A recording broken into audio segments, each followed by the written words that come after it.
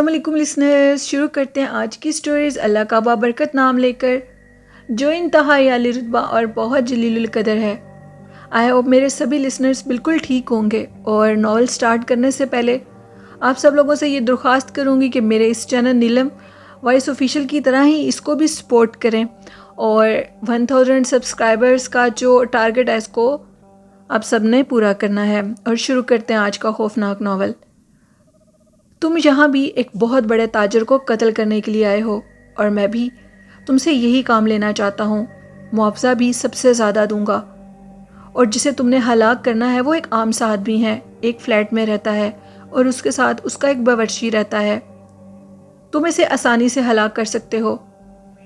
موگ نے بڑی حیرانگی سے اس کو یہ کہا، اور ساتھ ہی کوٹ کی جیب میں بھری ہوئی مالیت کا ایک بیگ نکالا۔ موگ ایک عجیب سا انسان تھا۔ کلائڈ دیکھ کر حیران رہ گیا۔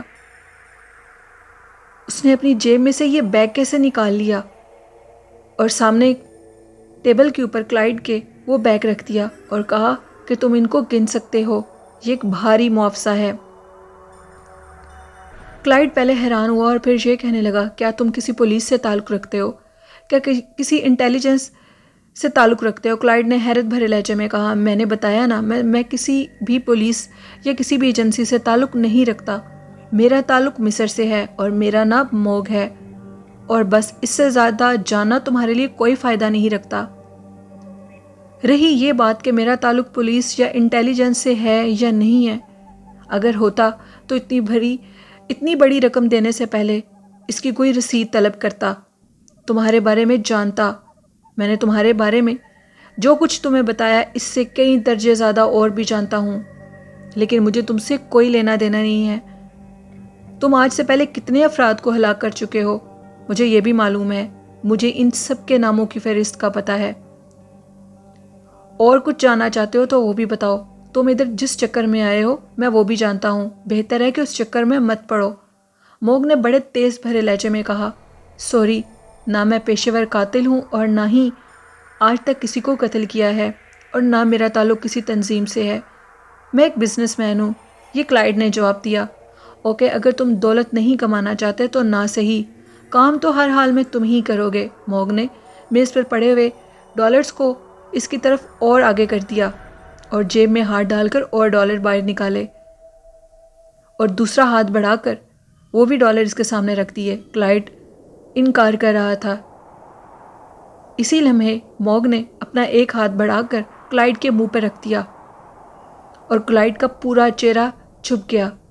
کلائڈ کے دونوں بازو اس کے ہاتھ کو ہٹانے میں ناکام تھے۔ وہ ساکت بیٹھا ہوا تھا۔ تم کنگ روڈ کے فلائٹ نمبر 200 نمبر کمرے کے پاس جاؤ گے، عمران نامی ایک شخص کو ہلاک کرو گے۔ جب تک تم اس کو ہلاک نہیں کرو گے اس وقت تک تم اور کوئی کام نہیں کر سکتے۔ تم نے عمران کو ہر حالت میں ہلاک کرنا ہے، ہر حالت میں، اس بات کو تم یاد رکھو۔ کلائڈ نے جو بھی جواب دینا تھا وہ دے دیا۔ اب اس کا پورا جسم موگ کے اختیار میں تھا، اس کی آنکھیں سرخ لال ہو چکی تھیں۔ اس کے بعد موگ نے کلائڈ سے کہا کہ اب تم جا سکتے ہو، اور جلدی کرو، اس کام کو سر انجام دے دو۔ خاموشی سے کلائڈ اٹھا اور تیز تیز قدموں سے دروازے کی طرف بڑھ گیا۔ موگ اس طرف خاموشی سے بیٹھا سب کچھ دیکھ رہا تھا۔ دروازہ کھلا اور کمرہ دوسرے لمحے بند ہو گیا۔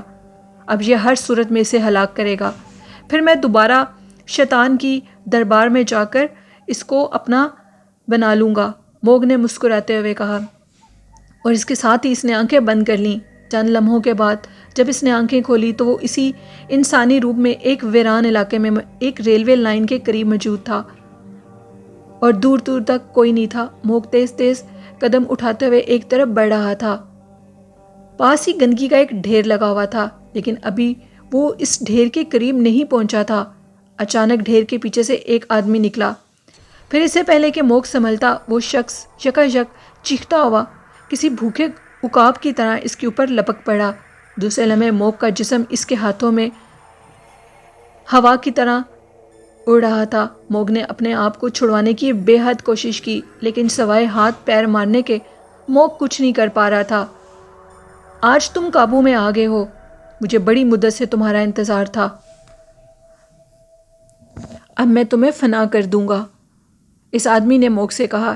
اس آدمی کے چہرے پر عجیب سی ویرانگی تھی، جس کے جسم پر عجیب سے کپڑے پہنے ہوئے تھے، بال گرد غبار سے اڑے ہوئے تھے، لیکن اس کا جسم کافی مضبوط تھا۔ اس آدمی کی آنکھیں تیز چمک رہی تھیں۔ چھوڑ دو، مجھے چھوڑ دو، موگ نے بری طرح مچلتے ہوئے کہا۔ کیسے چھوڑ دوں؟ تم گندگی کے کیڑے ہو، شیطان کے چیلے ہو، تمہیں کیسے چھوڑ سکتا ہوں؟ تم انسانوں کو گمراہ کرتے ہو، مجھے معلوم ہے تمہاری وہ حیثیت نہیں رہی، تمہارے شیطانی اختیارات چھین لیے گئے ہیں، اس لیے اب تم نہ اپنے اصل حلیے میں آ سکتے ہو اور نہ ہی تم اب مجھے کچھ کہہ سکتے ہو۔ اس آدمی نے کہکا لگاتے ہوئے یہ بات کی۔ میں تمہیں دولت مند کر دوں گا، جتنی چاہو دولت لے لو، میں تمہیں ہر چیز دوں گا، جو تم مانگو گے وہ دوں گا۔ موگ نے انتہائی بے چین لہجے میں کہا، مجھے دولت کی کیا ضرورت ہے؟ ہائے مجھے دولت کی کیا ضرورت ہے؟ میں تو اپنی ڈیوٹی نبھاؤں گا۔ اس آدمی نے ایک پھر کہکا لگاتے ہوئے بات کہی، پھر وہ موگ کو دونوں ہاتھوں پر اٹھائے تیزی سے آگے بڑھ رہا تھا۔ موگ مسلسل ہوا میں اچھل رہا تھا، ایسے محسوس ہو رہا تھا جیسے اس کے جسم میں معمولی سی بھی طاقت نہ ہو، جبکہ وہ آدمی موگ کو اس طرح اٹھائے ہوئے تھا جیسے بچے کھلونے کو اٹھاتے ہیں۔ موگ اس کی طرف دیکھ رہا تھا اور منتیں کر رہا تھا، لالچ دے رہا تھا، لیکن وہ آدمی مسلسل اس کی ہر لالچ کو اگنور کر رہا تھا اور کہکے لگاتا ہوا ریلوے لائن کی پٹری سے اس کو لے کر دوسری جانب ایک ویران راستے میں چلا گیا۔ پھر وہ ایک جھونپڑی کے پاس جا کر رک گیا اور کہنے لگا کہ باہر آؤ، دیکھو میں کس کو لے کر آیا ہوں۔ اس آدمی نے اونچی آواز میں کہا۔ جھونپڑی کا دروازہ کھلا اور اندر سے ایک مجہول سا بوڑھا شخص باہر آیا۔ ارے واہ، یہ تو موگ شیطانی ہے، یہ کہاں سے تمہارے ہاتھ لگ گیا؟ تم یہ مت پوچھو، اس بوڑھے نے انتہائی حیرت بھرے لہجے میں کہا، بعد میں بتاؤں گا، جلدی کرو، آگ جلاؤ تاکہ اسے فنا کر دیا جائے۔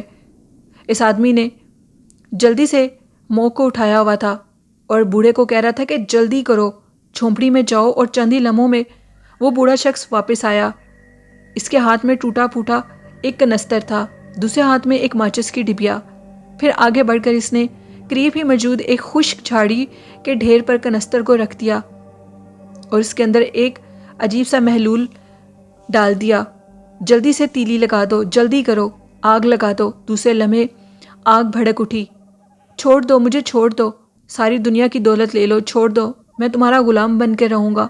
موگ نے انتہائی خوف زدہ لہجے میں کہا، کیسے چھوڑوں تمہیں شیطان کے چیلے، کیسے چھوڑوں؟ تم جاندار لوگوں کی جانیں لیتے ہو۔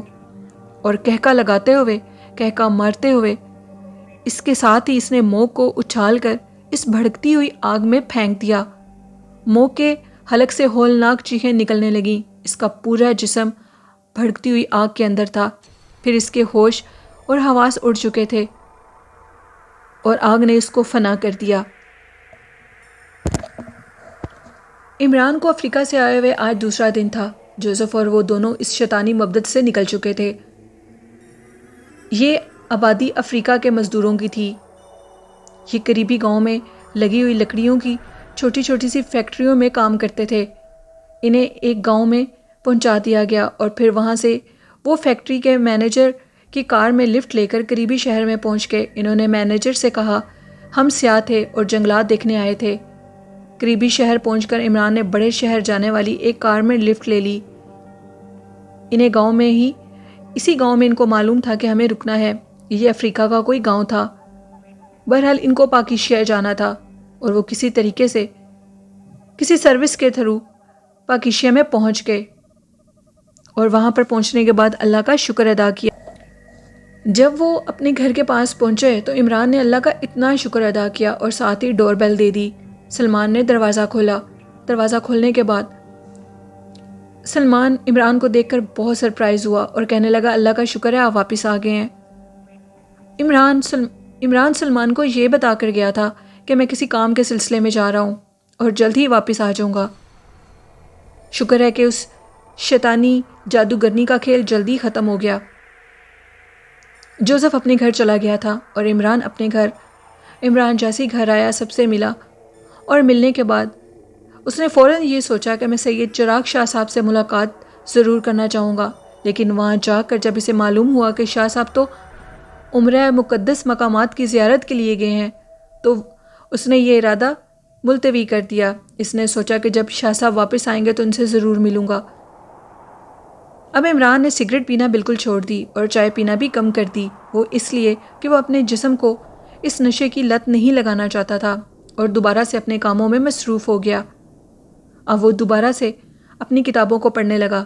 اچانک سے دوبارہ ڈور بیل ہوئی۔ کافی دن گزر چکے تھے۔ باہر سے آواز آئی، کیا یہاں پر عمران صاحب رہتے ہیں؟ عمران ہی دروازے پر گیا تھا اور عمران نے کہا جی۔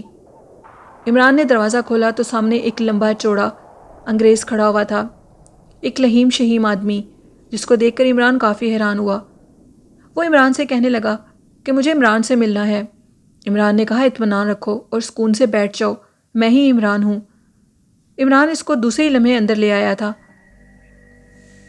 اور اس کے بعد جیسے ہی وہ شخص عمران کے ڈرائنگ روم میں جا کر بیٹھا تو اس نے اپنا بازو جیب میں ڈالا اور ایک ریوالور باہر نکالا اور عمران کی کن پٹی پہ رکھ دیا۔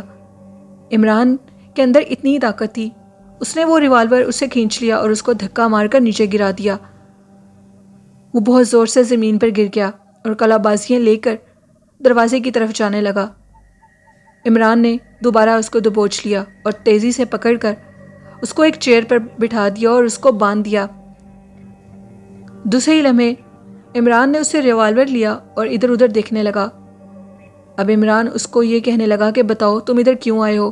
بس وہ ایک ہی لفظ بول رہا تھا، عمران کو مار دینا ہے، عمران کو ہر صورت ہلاک کرنا ہے، عمران کو ہلاک کیے بنا میں یہاں سے نہیں جاؤں گا۔